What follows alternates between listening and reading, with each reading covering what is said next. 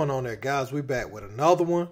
Got to talk about the Colorado Buffaloes again today. Now, Michael Irvin, he shared a message with his good friend Prime.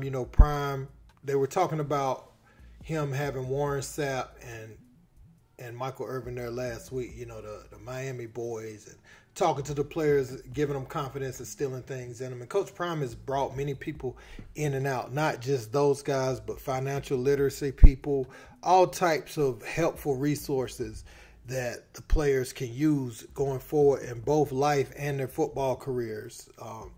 But the conversation since yesterday has been about HBCU players coming to the high major level and doing what they were able to do. Now, the argument against this is going to be Travis Hunter was the 5-star top player in the class that trailblazed his own path. So it's not really a surprise he's doing what he's doing. But they're talking about Shedeur, who was a 4-star quarterback, but there were other guys on that roster that contributed in a big way. Some coming from Jackson State. That people are writing off, but you're able to see them come up to this level and perform such a high level in prime time, no pun intended, that now you'll have to look at those players in the transfer portal a lot more. Like, not saying that they don't look at some of them already now, but to see what they were able to come in and do and how instant impact some of these guys have been, that's going to be a viable look in the portal. You're going to be looking, especially you start talking about corners, receivers, positions like that. But look, man, we're going to check out Michael Irvin's message, and we're going to peep what Brian Clark had to say. Let's check it out. Hey, listen, check it out. TikTok, everybody. You see what I'm wearing as I'm getting ready to go into service to be inspired. I was inspired yesterday. Finna go ahead and get inspired with Bishop today. I just want everybody to know I'm wearing this today to inspire everybody that's on that unconventional journey, that path you're trying to get there, and it's unconventional. Just like Deion's path, it's unconventional, but he struck a victory for all us unconventionals yesterday. Stay on your path, you can get there too.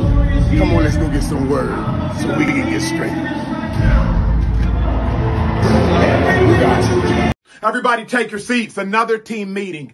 I have never been more excited to show America 2 plays in my life than these 2 I'm about to show you. Deion Sanders is about more than just flashy jewelry and pregame speeches. He is about coaching. I'm going to show you 2 identical plays. Colorado, they execute it to perfection. TCU does not execute it at all. This was maybe the biggest play in the game. TCU had marched 95 yards down the field. They are about to score. Now, Travis Hunter.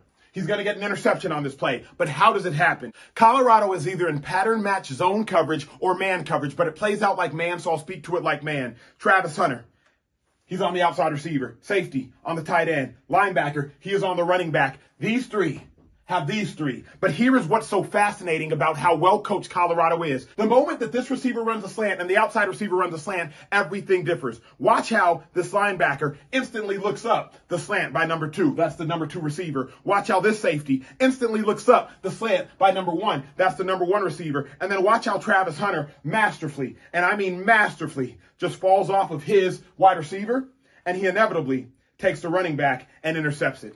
That is phenomenal football. Phenomenal football. I'm going to show you from another angle. The moment that this linebacker's man, the running back, goes out towards the flat, this linebacker is instantly looking at that wide receiver, and he stops. He doesn't chase his running back. He just stops. He just stops right there and says, you know what? I've been coached that the number 2 receiver is going to come to me. Then this safety, he just stops. He says, you know what? If my receiver goes away, I've been coached that the number 1 receiver is going to come to me. And then Travis Hunter, who's off the screen, he just stops. He says, if my number 1 receiver goes away, I've been coached that a running back's going to the flat. And that's just athleticism. You can't coach that. Okay, now you see TCU. It's essentially an identical picture on him, linebacker, running back. It is the same picture, but let's see if TCU has been coached well enough to execute it. What happens here? Okay, wait a second. We just saw this. Running back, he's going to the flat. Okay, that's very simple. You just saw what Colorado did. That means he should look up. The linebacker should look up the slant. This safety should look up the slant. And this player, hey, he should intercept the ball, right? Wrong. See, TCU has not been coached well enough, or at least the players do not execute the play like the Colorado players had. But remember, players are a reflection of their coach. So now, instead of Travis Hunter or a TCU cornerback intercepting it, you have a wide open running back. See, players are a reflection of their coach. When TCU saw the picture, they didn't execute it. But when Colorado saw the picture, they saw an interception. Prime is about more than just the jewelry. He's about coaching. Ready, break. Man, it's a real feeling because we knew it the whole time. I'm practicing against the best corner in the world. You know, so my margin of error versus him is very small. I can't miss too far inside, too far outside because he's going to make a play. But it's just like nobody believed in us, man, and it just showed me a lot about how people is. And they let names and they let Power 5 and stuff get to their head. I think this is the highest passing yards I had in my life. I was just at HBCU, you know what I mean? So they ain't believe us, but who did? They ain't believe us, you know what I mean? But God did, you know what I'm saying? And you see Ryan Clark, you know, he had a message, you know, that he wanted to send out saying that Travis Hunter and Shedeur is like that. You know, he said, Coach Prime, your son is who he said he was. And, you know, you had some of the skeptics, or I ain't even really want to call them skeptics, but you had some people saying that these young men had already put the nation on notice. And Ryan Clark was like, it was true, but there was still some skepticism there about the level of competition and would it translate to this level. And the resounding yes that was heard around the college football world yesterday is something that you just cannot look past. And I am so thrilled that this happened. And this is another thing. Shedeur said that he threw for his highest yard total ever. So that also tells you about some of the competition they was playing against, because he had Travis Hunter on his team at that level. So a lot of times, man, at those levels, the big difference is on those lines. You know, you look at the linebackers, the O-line, the D-line, you're going to find a lot of your differences right there. But you start talking about these skill position guys, you know, I ain't saying that all of them are on the level of the high major players, but there are a lot of players, you know, they spend a couple years in college, they right up there with the top of the top, you know what I'm saying? So I think this was a good display. This is why it was necessary for Coach Prime to go up in levels, just to take these guys up, show that several Jackson State players, even his other son Shiloh, had 10 tackles yesterday, to show that they can win at the highest level. You know, if put in the right situation, they're able to win. A lot of people were saying Prime, nepotism, his son was going to be the starting quarterback anyway, and they are looking very silly right now. A lot of people changing their tune. It went from worst roster in college football to, oh man, they were so resilient yesterday in that win. Every time was TCU tried to pull away, they had an answer. And this is what people were scared of. This is why you saw the talk coming out about Coach Prime now. They know what a good season and a well-oiled machine looks like for their recruiting futures. You got to think about it. Texas is leaving the Big 12. Now, Texas will still get the players that they get, but you got to think about, like, Texas Tech, all these other schools are going to be competing, Texas included, going to be competing with Coach Prime for getting players, you know, in Big 12 country.